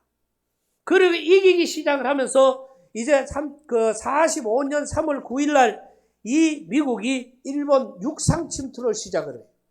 그래 들어가기 시작을 하니까 4월 3일 날 히틀러가 잡혀서 죽었고요. 그 다음에 히틀러는 잡혀서 죽은 게 아니고 히틀러는 3월 9일 날 들어갔더니 이제는 우리가 졌구나. 얼마나 많이 죽이는 원흉입니까? 그런데 스스로가 자살을 해서 죽었습니다. 그리고는 히틀러가 죽었다는 소리를 들으니까 또 하나의 독재자가 무솔리니가 4월 27일 날 도망가다가 붙잡혀서 28일 날 처형을 당해요. 이렇게 그리고 1945년 8월 15일 날 우리는 해방이라는 이 엄청난 그런 선물을 받는데요. 그때 당시에 유엔 그 사령관이 우리가 잘 아는 메가드 장군이죠.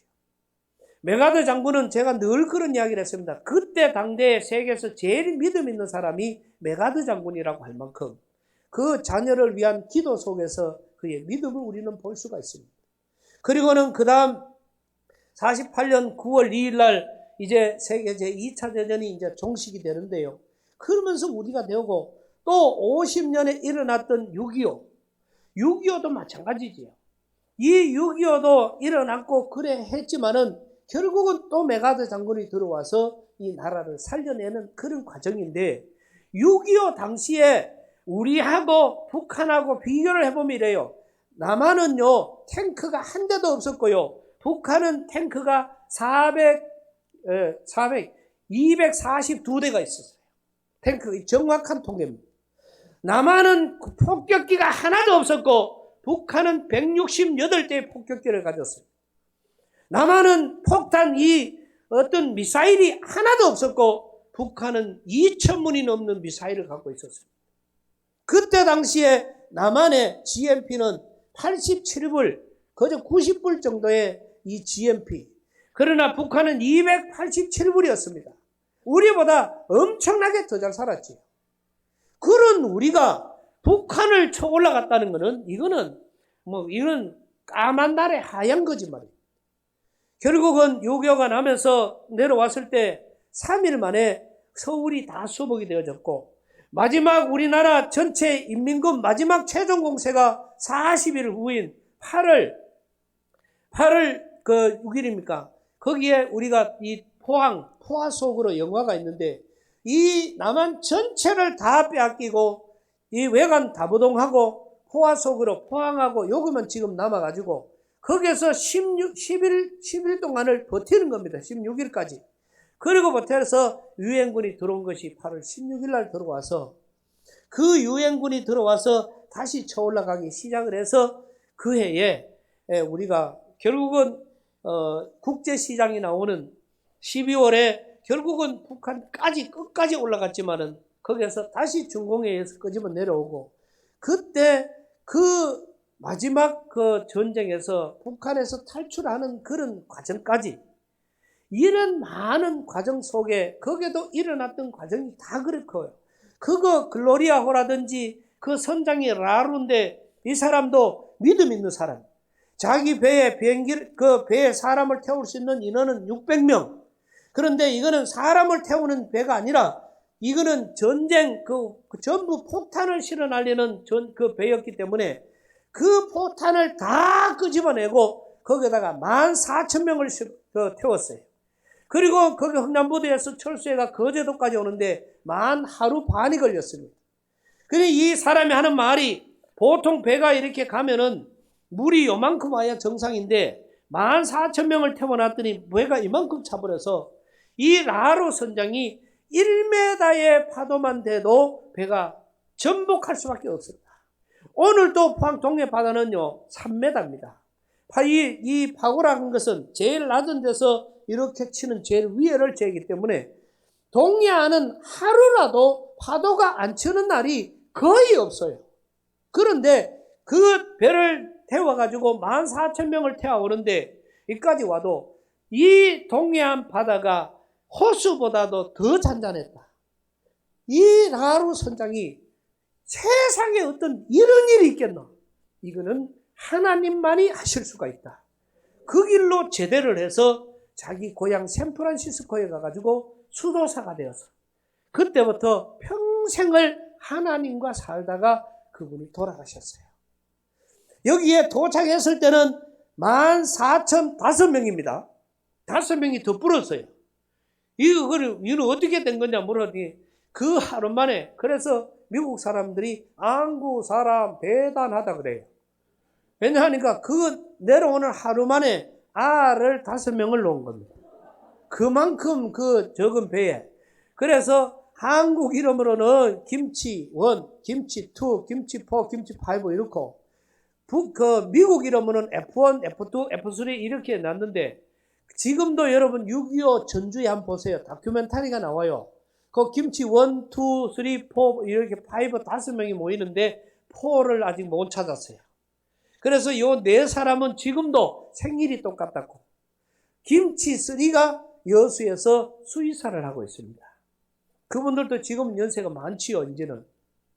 그래서 그분이 지금 장로님으로 계시고, 그러니까 그런 많은 과정 속에서 일어났던 그 현장을 보면서 이거는 도저히 우연으로는 볼 수가 없다. 이거는 하나님만 하실 수가 있었다는 그 이야기를 한 겁니다. 오늘 저와 여러분들은 이 성경 속에서 보는 갈렙에 대한 이야기를 말씀을 드렸는데요. 여러분 잘 보세요. 이스라엘이 430년의 종살이에서 이 모세가 그들을 탈출시켜서 광야 생활 40년, 그리고 들어가서 5년 동안 전쟁했고 5년 후에 그들 전체가 땅을 나누었어요. 적과 꿀이 흐르는 땅을. 그러면 여기서 40년 동안을 인솔해가 간 사람은 모세입니다. 그리고 그 모세가 가기 전에 나와서 일주일 만에 도착한 산 이름이 가데스 바네아입니다. 그 가데스 바네아에서 12명의 정탐꾼을 보내요. 너희가 가서 거기에 가봐라. 지금 어떻게 되었는지 가봐라. 그래서 정탐꾼들이 갔다가 와서 보고하는 게, 보고를 보니까 10명은 우리는 못 갑니다. 우리는 가면 죽습니다. 요거고, 2명 여호수아와 갈렙 2사람은 아닙니다. 하나님이 그들을 우리에게 붙이면은 우리가 차지할 수가 있습니다. 그거는 우리 밥입니다. 이렇게 나온 거예요. 그래서 그때부터 갖는 과정 속에 40년 동안 여기에서 애굽에서 나온 사람들은 한 사람도 없이 불평하다가 다 죽었어요. 그래서 신앙생활에는 불평, 불만이 가장 우리에게 문제가 되는 겁니다. 이 불평 때문에 그들을 살리기 위해서 애를 몇 번이나 쓰고, 그 불평 때문에 병으로 죽고, 또 불평 때문에 또 홍해 바다를 만나고, 그런 많은 어려운 일들이 그들에게 계속 일어났는데, 결국은 그 불평 때문에 다 죽고, 하나님이 살리려고 구리뱀 이거를 세워도 누구든지 보면은 산다고 했는데, 그거를 다 봤다는 기록은 성경에 없는 거예요. 결국 끝에 가가 남는 것이 여호수아와 갈렙입니다. 자, 이 중요한 것은 그 다음이 오늘 본문에 나오는 말씀인데요. 이 여호수아와 갈렙이, 자, 2사람이 똑같이 갔는데 여호수아는 리더가 되고 갈렙은 이제는 그 쫄병이 되는 거잖아요. 그러면은 여호수아가 이 리더가 되었을 때 제일 자기 자태 머리에 신경 쓰이는 사람이 갈렙입니다. 왜? 같이 갔다 왔는데. 그래서 여호수아가 다른 우리나라 보면 옛날에 다 그랬잖아요. 왕들이 자기가 왕이 되려면 동생을 죽여야 되고, 또 자기가 왕이 되려면 형을 죽여야 되고, 다 죽이고 난 다음에 왕이 되는 그런 절차가 있는 것처럼, 이 여호수아가 굉장히 힘이 드는 그때에 갈렙이 찾아가요. 당신이 내가 모세에게 복종했던 것처럼 당신에게도 복종할 것이다. 모세가 나에게 명령한 것처럼 당신이 나에게 명령만 해라. 나는 하나님의 명령으로 받을 것이고 그 일을 내가 순종하겠다. 이렇게 이야기를 한 거예요. 그래서 여호수아가 편하게, 그때 여호수아 시대부터는 들어가서 5년 동안 그 적과 꿀이 오는 가나안 땅에서 전쟁을 하는 겁니다. 5년 동안 전쟁을 했는데 제일 중요한 요 땅 헤브론은 못 빼앗아서, 왜? 아낙 자손이 살기 때문에. 그래서 요 땅은 못 빼앗고 옆에 것만 다 빼앗았는데 5년 동안 전쟁을 하다 보니 너무 힘들어. 그래서 여호수아가 지도자들과 백성들을 다 모아놓고 회의를 하는 것이 오늘 읽은 본문의 말씀이에요. 여러분, 오늘 이 자리에서 우리가 땅을 분배하도록 하겠습니다. 이랬을 때 갈렙이 우리말로 의장 이랬어요. 그래서 갈렙이 일어나서 하는 말이 오늘 본문 말씀입니다. 갈렙이 뭐라고 이야기합니까? 당신도 애굽에서 탈출했을 때 45년 전, 5년 싸웠고 40년 왔으니까 45년 전 가데스 바네아의 일을 기억해라. 이게 이제 여호수아에게 하는 말입니다. 그게 뭐냐고 하면은 우리가 정탐꾼들이 들어갔다가 와서 10명은 부정적으로 보고를 했고 우리 둘은 바로 보고를 했을 때 모세가 니하고 내하고 두 사람한테 약속해준 약속이 있다. 그 약속이 뭐냐? 네가 들어가서 밟는 땅은 다 네 땅이야. 그러면은 갈렙은 최고의 기득권을 가진 거예요. 들어가서 전쟁을 했기 때문에 내가 밟았던 전체 땅은 다 내 거야. 최고의 기득권을 가진 이 갈렙이 일어나서 모든 지도자들과 모든 백성인들이 있는 데서 하는 말입니다. 나는 지금까지 빼앗은 땅을 포기하겠습니다. 지금 우리 전체가 빼앗아도 못 빼앗은 땅, 지금 헤브론 땅, 이 땅, 그래서 이 산지를 내게 주소서라는 말이 바로 그때 나오는 말이에요. 우리는 지금 전체가 다 싸워도 못 이긴 땅, 이 헤브론 땅을 나를 주시오. 다른 땅은 내가 빼앗은 거는 전부 다 내가 포기를 하겠다는 거지요. 여러분, 이 말이 얼마나 중요한지 저는 오늘 여기에서 이 연합 부흥회를 하면서 여러분들 교회에서 이런 일꾼들이 쏟아지기를 바라는 마음으로 저는 이런 기도하는 마음으로 왔습니다. 이 갈렙이 여기에서 포기를 했던 게 무슨 문제가 생기느냐 하면요. 자, 어떤 지파는 2,000명이 나갔고요. 어떤 지파는 500명이 나가고 어떤 지파는 10,000명이 나갔어요. 그런데 제비를 뽑아가지고 이 10,000명이 나갔던 데가 저 산골짜리 가고 500명 나갔던 데가 제일 기름진 땅에 가면은 승복을 하겠습니까? 절대로 승복할 수가 없어요. 지금 우리의 마음이나 그때나 똑같은 겁니다. 그런데 이 황금어장의 최고의 땅의 주인인 갈렙이 내가 이 땅을 포기합니다. 그리고 제일 힘든 아직까지 빼앗지 못한 이 땅을 주시오. 그 말은 거기에 모였던 모든 백성들과 모든 지도자로 하여금 평정을 이루어 본 겁니다. 아무리 돌짝밭이 되어도 감사해야 돼. 아무리 좋은 땅이 와도 감사해야 돼. 왜? 갈렙이 이 땅을 양보했기 때문에. 그래서 이런 일꾼들이 교회 안에는 필요한 겁니다. 우리 교회가 수련원을 지으면서 끝에다가 업자 장로님이 부도가 나버렸어요. 그때는 이제 그때 그 건물만 올라갔어요. 아직까지 건물이 완성이 안 되었어요. 나머지 돈이 거의 4억이 넘는 돈이 지금 아직 안 주고 있는 그런 상태인데 그때 제가 참 고민을 많이 했습니다. 그래서 그 장로님을, 업자 장로님을 불렀어요. 우리 돈 4억 6천만 원을 주면은 이거 완성시킬 수가 있나? 그러니까 그 장로님이 목사님 무조건 시키겠습니다. 이렇게 이야기를 하는 거예요. 그래서 제가 건축위원회에 가가 이야기를 했습니다. 우리 저 장로님 믿고 4억 6천만 원 현찰로 주자.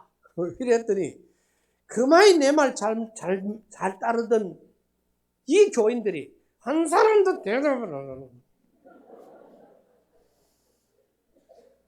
아마 속으로는 저 목사님이 정신 나갔나? 이래 됐겠죠. 그래가 결국 그러면 기도해보자. 그래가 또 헤어졌어요.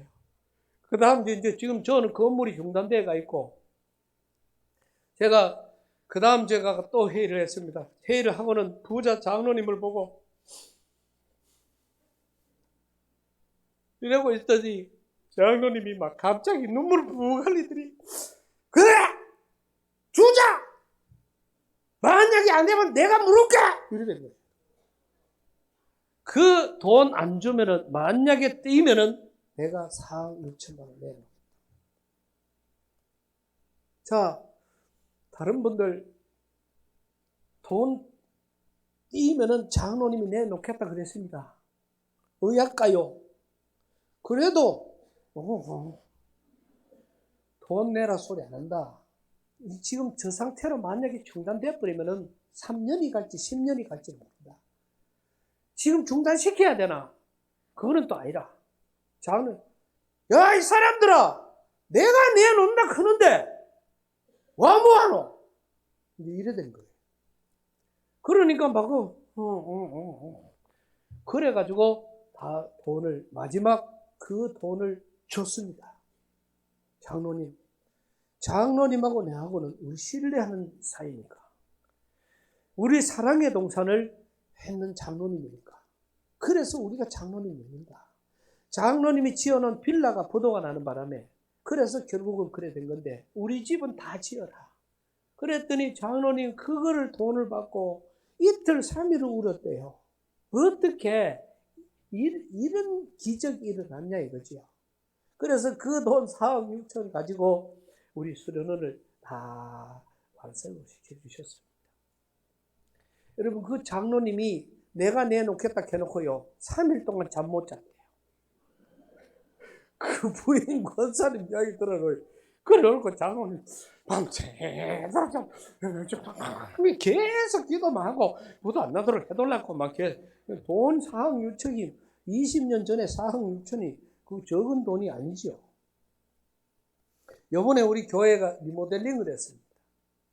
교회 돈으로 뭐 없습니다. 근데 임직자들이 목사님 우리가 돈을 내서 이 리모델링을 하겠습니다. 그래가 전체 다 리모델링을 했어요.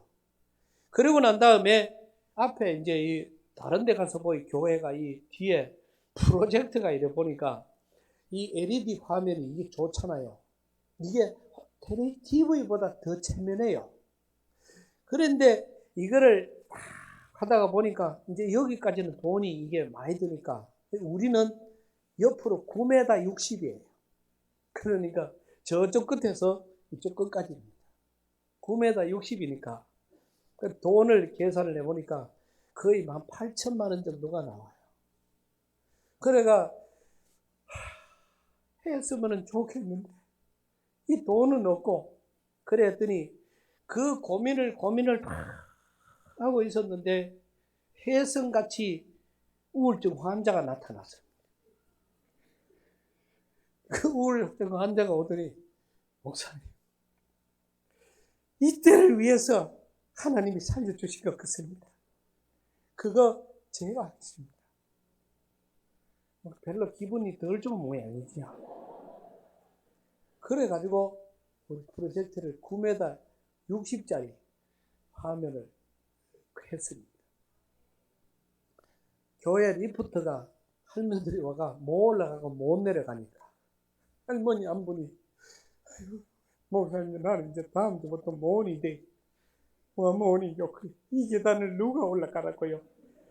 내가 업어줄게요. 다음 주부터 내가 이어서 계속 업어줄게요. 목사님 내가 얼마나 무거운지 아는겨? 암만 무거워도 내가 안 되면 끌고 올라갈게 봐. 그랬더니 옆에 있던 다른 할머니 한 분이 마중물 헌금이라고 100만 원을 헌금을 했어요. 그랬더니 할매들이 데모가 시작됐거든요. 니마 타나 내도 타자. 그래가 100만 원. 그랬더니 아들이 우리 엄마도 탄데 나도 가면 탈 건데 요 큰 거 500만 원. 그래가지고 3주 만에 7,400만 원이 나왔어요. 그래가지고 지금 우리 리포터 잘 해놨습니다. 리모델링까지. 우리 교회 이야기. 여러분, 김제 가면은 기역자교회 금상교회라고 있습니다.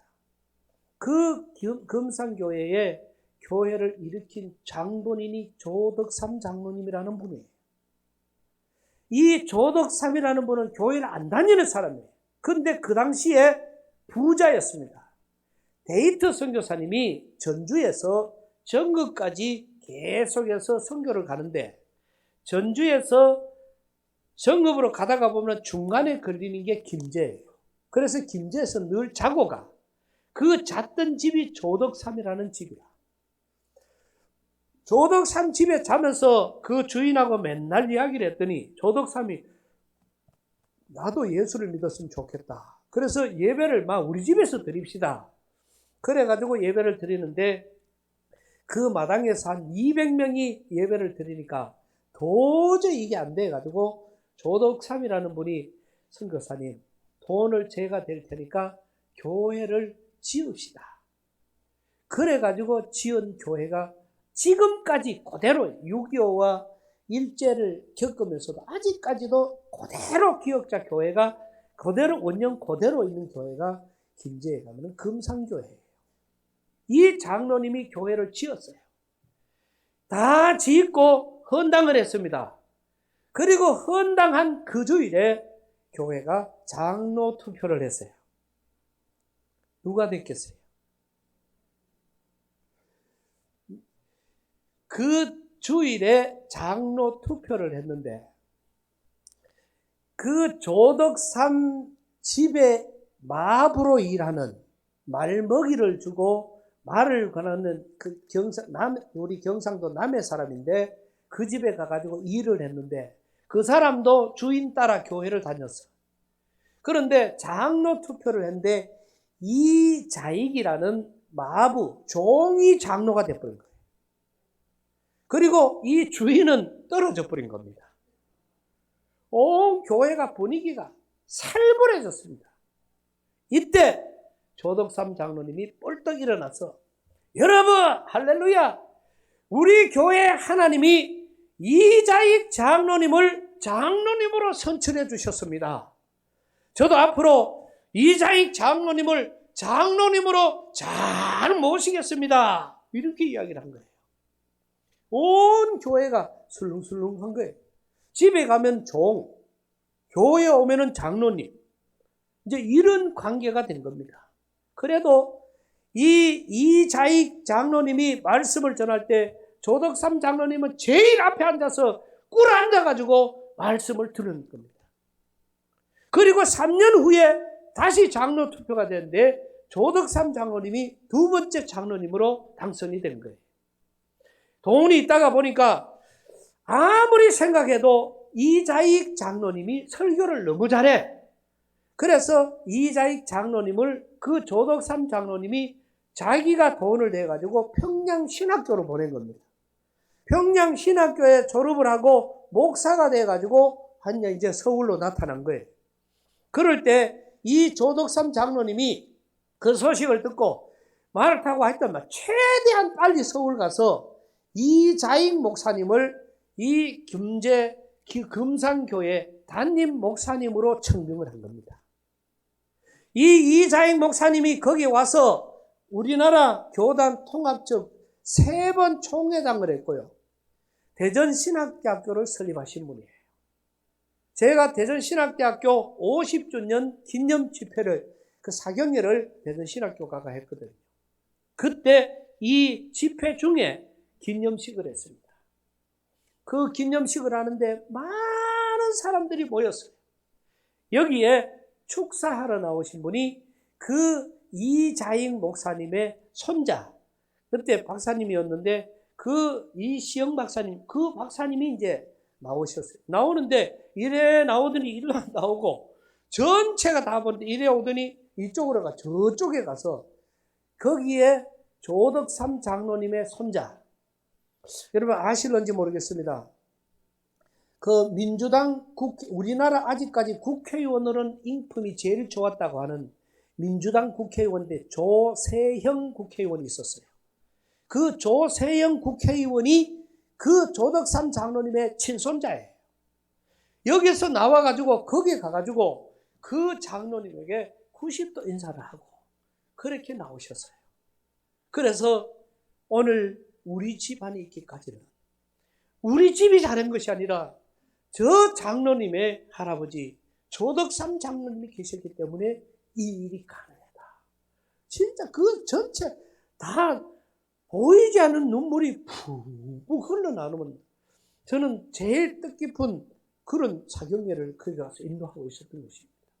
그래서 이런 과정에 제가 지금 정말 이 조덕삼 장로님 같은 분 대구 서영교회를 세운 우리 정장로님 같은 저런 분들, 우리가 이런 많은 분들이 뭐 특별해서 그런 게 아니고, 이제는 우리가 어떤 상황이 우리에게 다가와도 우리의 승부처는요, 우리 돈이 아닙니다. 여러분, 자녀들이 장관이 되고 판사가 되고 의사가 되는 게 출세한 겁니까? 그거는요, 사람들이 노력해서 할 수 있는 겁니다. 공부만 하면 할 수 있어요. 어떤 사람은 공부 안 해도 의사가 되더라만. 이것도 알아듣는 사람이 더 계시네. 뭐 해가지고 그냥 병원만 세워놓고 뒤에서 돈 벌어 몰라. 공부만 해도 의사 돼요. 공부만 해도 판검사 돼요. 행자부 장관 지냈던 박명재 장관이 장관 되자마자 내려왔습니다. 고향이 우리 장기니까. 그래서 저를 찾아왔습니다. 목사님 안수 기도 받으러 왔다. 저는 평생에 목사님 안수 기도를 딱 목사님한테 두 번째입니다. 이래요. 그래가 한 사람은 누군가 조영기 목사님한테 받았대. 그리고 이제 저한테 두 번째 안수 기도를 받으러 오셨어요. 머리에 손을 내려고 좀 머리가 하도 막 그리하게 돼 있어가. 그래 그냥 등에 목에다가 손을 얹었더니 자기가 당겨가지고 이래 올려줘가지고. 그래가지고 제가 부부하는 이쪽에는 이제 사모님 둘이 이제 앉고 제가 기도를 했습니다. 기도하고 난 다음에 그 장관님이 저보고 이랬어요. 목사님 지금 자녀가 몇입니까? 셋이요. 혹시 대학 졸업반이나 대학 이상 있습니까? 이래 물어요. 그래 내가 제 고등학교 1학년인데요. 이러더라고. 그래 와 그러냐 그래. 대학 졸업반이나 직장 생활하면은 그래도 목사님 제가 장관인데 목사님한테 제가 선물이라도 하나 드려야 되는데 다른 거는 뭐 해도 직장 자리 하나 정도는 제가 알선을 해둘 수가 있습니다. 이랬어요. 내가 속에 알을 튀길 수도 없고 이게 막 평생 얼마나 그게 막 아깝던지. 그럼 뭐 지금은 골로 가버렸으니까 뭐 이제는 다 끝나버렸어. 이제 찾아가 그러면 언제 됐는겨 이래보니까네 이제는 할 수 없지요. 근데 그때는 진짜 너무 아까웠어. 그런데 정신을 차리고 나니까 이런 길이 있구나. 이런 길이 있구나. 이런 또 쉬운 길이 있구나. 이런 생각을 잠깐이라도 한 거예요. 근데 중요한 것은요. 우리 판검사, 우리 사랑의 동산에 어떤 여자분인데요. 50대 중반쯤 됐는데 와 간증을 이래 해요. 자기는 대한민국 사람들이 가지는 자격증은 다 가지고 있대요. 혼자. 그래가 보이 행시도 했고 사법고시도 했고 하여튼 제일 큰 고시를 전부 다 해가 다 갖고 있는 겁니다. 그리고 의사고시까지 다. 그런데 지금 내가 보니 백수라. 너무 많이 가지고 있으니 뭐를 해야 될지를 지금 몰라가 지금 그래 있더라. 그러면서 다 했는데 이분이 간증하는 거예요. 자기는 너무 교만했대. 왜? 사람들이 할 수 있는 건 다 할 수 있다. 그리고 실질적으로 그 자격증을 다 취했으니까. 그런데 사랑의 동산에 와서 은혜 받고 보니까 목사님 제가 죽을 죄인입니다. 어떻게 내가 이렇게 교만하게 살았는지. 나는 모든 것을 다 내려놓고 이제는 다음부터 도우미로 오고 섬기면서 살겠습니다. 이렇게 이야기를 하고 간증을 하신 분이 계셔요. 여러분 우리가 인간적으로 공부해서 되는 거 그거는 하나님의 복이 아닙니다. 그거를 하나님이 주신 복이라고 생각하면 착각입니다. 하나님이 주신 복은요. 거기에다가 덤으로 얹어지는 게 복이에요. 거기에다가 덤으로 얹어지는 의사도 다 의사가 아니라 의사 위에 하나님의 복이 임하고 선생님이 다 선생님이 아니라 그 선생님 위에 성령 충만 받으면 하나님의 은혜가 임하는 하나님의 복이 임하는 선생님이 될 수 있는 거예요. 그러니 우리 목회자들 뿐만 아니라 똑같은 우리의 생활 속에서도 일어나는 이런 많은 과정 속에서 오늘 이 자리에 계시는 저와 여러분들은 어떠한 상황이 오든지 우리는 그 사람들이 뭐 특별해가 우리도 요셉만큼 하면은요 총리 될 수 있어요. 우리도 다윗만큼만 하면은 왕이 될 수 있습니다. 우리는 이렇게 도전을 하고 접근을 해야 쉬워지는 겁니다. 그러면은 그 하나님이 지금도 살아계시고 하나님을 가까이 하는 자가 복이 있다. 분명히 우리에게 말씀해 주셨고, 그런 많은 과정 속에 오늘 이 자리에는 이 한 해 동안 이 교회를 이끌어가야 할 장로님들. 또 우리는 그렇습니다. 저는 늘 그런 이야기를 합니다.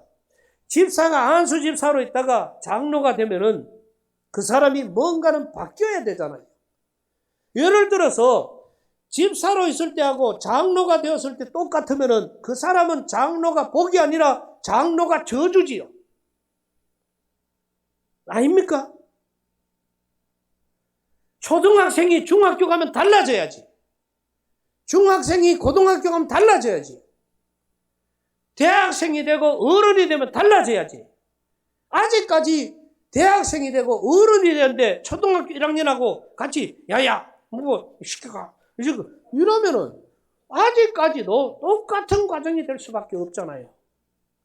이 하나님이 우리에게 주신 사명, 하나님이 저와 여러분에게 맡겨주신 이 직분, 목사로서, 장로로서, 안수 집사로서, 권사로서 이렇게 우리에게 하나님이 맡긴 직분이라고 알면서도 이 직분을 가지고 주를 위해서 살아가지 못하면은 그것은 우리에게 저주입니다. 절대로 그것이 우리에게 복이 될 수가 없습니다. 그렇게 복 받는 사람이 있으면 한번 손꼽아 보라고. 그래서 우리는 우리에게 주신 사명 가지고 어떻게 하면은 내가 기도를 해도 하나님 내가 장로가 되었습니다. 어떻게 하면은 이 장로직을 잘 감당할 수 있습니까? 금식을 해도 그것 때문에 금식해보고 어떻게 하면은 내가 장로직에 이 일을 더 잘해야 되겠습니까? 이렇게 기도해야 정상이지요. 왜? 솔로몬이 왕이 되기 전에는요, 백성들이 많은 줄도 몰랐어요. 솔로몬이 왕이 되기 전에는 왕이 뭘 하는지도 몰랐어요. 그런데 솔로몬이 왕이 됐습니다. 왕이 되어 보니 하나님이 물었어요. 내게 무엇을 선물을 줄까 그랬더니 솔로몬의 대답이 그렇잖아요. 나는 백성들이 이만큼 많을 줄 몰랐습니다. 왕이 지금 이만큼 큰 일을 해야 되는지 몰랐습니다. 내가 이 일을 감당해야 되는 이건 하나님이 주신 일인데 이 일을 감당하려고 하니 돈이고 생명이 아니라 지혜를 주셔야 됩니다, 하나님. 그래서 지혜를 구했던 거예요. 그럴 때 하나님께서 네가 명예와 돈과 이런 거를 구하지 않고 지혜를 구하니 그 나머지는 더불어 주겠다고 그렇게 하셨잖아요. 장로가 된 사람들은 어떻게 하면 장로를 더 잘할까를 고민하고 계속해서 나가면은 주의 일에 열심히 하고 목사님을 돕고 교회를 돕고 열심히 가다가 보면은 하나님이 덤으로 복을 불어주시는 거예요. 안수 집사님도 마찬가지고 또 우리 권사님도 마찬가지고 다 그래요. 교회 재직회를 해보면 그렇습니다. 어떤 다 좋은데 한두 사람이 꼭 끄집어가지고 문에 그런데 보면은 그 사람들은 틀림없이 11조 안 하는 사람이에요. 그래서 우리 교회는 당회를 했습니다. 우리 교회는 11조 안 하는 사람은 발언권을 주지 말자 이랬어요. 왜? 이게 잘못됐습니까? 헌금을 안 하는 사람이 헌금이 어디 쓰여지는데 그거를 왜 따져 물어요? 그리고 그것 갖고 무슨 목사님들이 당회원들이 그거 갖고 어디 가가 잘못 쓸 일이 있습니까? 그거는요 하나님 앞에 맡겨놔야 돼요. 그래야 교회가 은혜가 되고 복이 되고 역사가 일어나는 겁니다. 우리 교회 장로님은요 너무 기도를 잘하셔요. 그런데 이 장로님이 기도를 이렇게 하셔요. 돌집에 갔는데 그 집에서 그 아버지 엄마가 우리 장로님들 중에서 항상 기도는 골라가 해라 이러거든요. 그러면 제일 은혜스러운 장로님을 찾아가가 기도해달라고 그래요. 그래 장로님이 기도를 잘해서 끝에 가더니 이렇게 많은 조문객들을 보내주셔서 감사하다 이랬어요. 우리 교인들은 시험 안 들어. 아무 문제가 없어. 맨날 틀리니까. 똑바로 할 때가 잘 없으니까 항상 틀리니까 그냥 아멘 켰어요. 그런데 그 집안에서 온 사람들이 얼마나 그래요. 근데 이제 저 교회에서 이제 괜찮다 이랬는데 우리 교회는 아무 문제가 없어요. 노회 남성교회가 와서 순회헌신 예배 드리는데 본교회 장로님이 사회를 봐요. 앞에 찬송은 나 같은 죄인 살리심, 뒤에 찬송은 앞에는 복에 그는 강림하사, 뒤에는 나 같은 죄인 살리심이었어요. 그러니까 이 장로님이 28장 찬양을 하겠습니다. 복에 그는 강림하사니까. 그래 놓고는 자기는 피우기를 나 같은 죄인 405장을 피웠어요.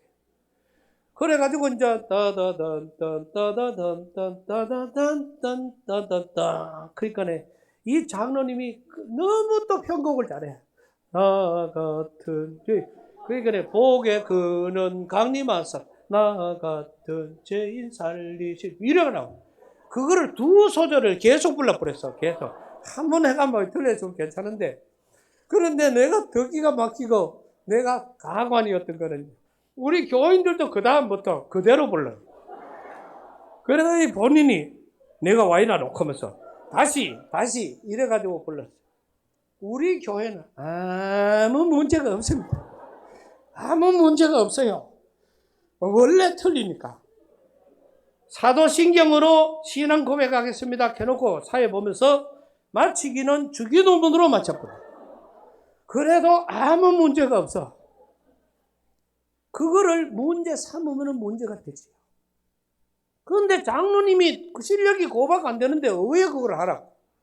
그리고 떨리니까 이자 먹어버렸는 거예요. 근데 그 장로님이 11조를 2억씩 3억씩 그렇게 해요. 그러니 누가 뭐라 그러겠어요? 누가 그래 해도 잘했다 뭐 해도 잘했다 이제 계속 잘했다 그럴 수밖에 없잖아요.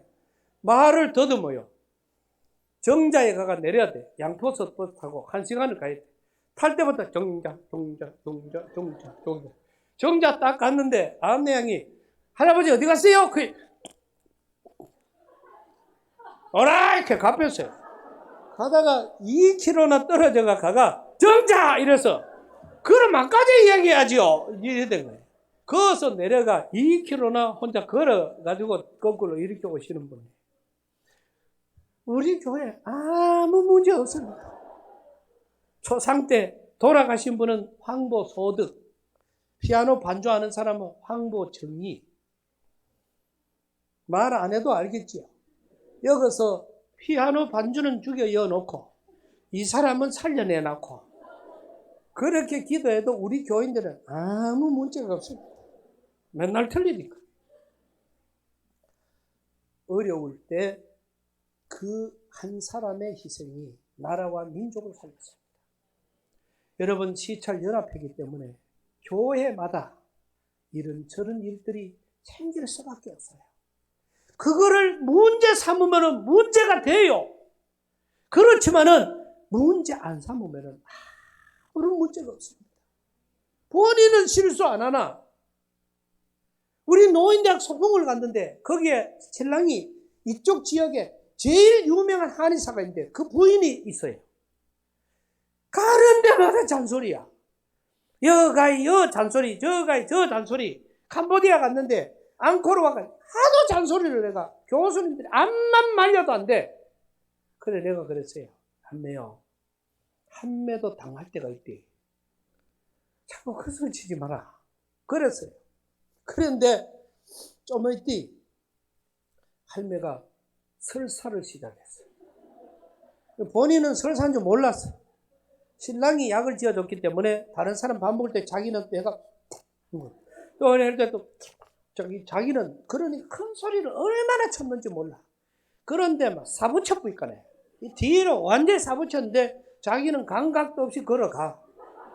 그러니까 내가 뒤에 따라가다가 우리 옆에 있는 교수님 보고 저 사람 화장실 가가 옷 갈아입혀라. 그래 가가 보이 온 바지에 절대 반죽을 해가지고 그날부터 어느 날까지 한마디도 안 하고 사람 다 실수합니다. 사람이 사람이지 어떻게 사람이 신이 될 수가 있어요. 교회마다 왜 시험거리가 없겠어요. 또 과감하게 제가 몇 사람 예를 들었잖아요. 좀 힘들고 어려울 때라 하나님 앞에 한번 과감하게 나서보세요. 하나님이 그 본인에게 복 주실 뿐만 아니라 그 자손들에게 정말 손녀들에게 복의 복을 더하실 줄로 믿습니다. 오늘 이 자리에 있는 모두 참 긴 시간 동안 잘 들으셨습니다. 내가 보기 한 사람도 좋은 놈 갈라고 내려가려고 했는데 안 좋아가지고 지금 부탁드리는 것은 아무리 힘들어도 사람이 하는 일이 있고 하나님이 하실 일이 있으니까 갈렙 같은 이런 모델이, 과감한 모델들이 이 지역에 많이 일어나서 정말 여러분을 통해서 한 교회를 새롭게 해가는, 이 시대를 새롭게 하는 그런 역사가 있기를 축복합니다. 하나님 은혜를 감사합니다. 우리나라 민족의 역사 속에서도 그렇고 또 우리에게 주어진 현실 앞에 하나님의 능력과 역사가 그대로 일어나고 있음에도 불구하고 우리는 그거를 잊어버리고 살아갈 때가 많습니다. 목사로 세웠는데, 장로로 세웠는데, 안수집사로, 권사로 주님이 세워주셨는데 우리가 이걸 망각하고 살아갈 때가 많습니다. 오늘 한 해 동안은 정말 올해는 신정도 주일이었고 구정도 주일이었습니다. 하나님이 예배를 기뻐하시니 우리는 첫날을 하나님 앞에 예배드리면서 시작한 올 한 해입니다. 이 한 해 하나님 우리 문경 시찰에 있는 모든 교회들을 하나님의 놀라운 은혜와 복 가운데 품어 주시옵소서. 하는 일마다 복되게 하시고 또 귀한 교회를 통하여 영광을 받아 주시옵소서. 세우신 목사님들에게 능력 주시고 귀한 사명 잘 감당하게 하시며 축복하고 기도하는 것들이 그대로 이루어지는 그런 한 해가 되게 하여 주시옵소서. 과감한 믿음의 모델들이 오늘 이 말씀을 들은 모두에게 많이 일어나기를 원하오며 예수님 이름으로 기도드리옵나이다. 아멘.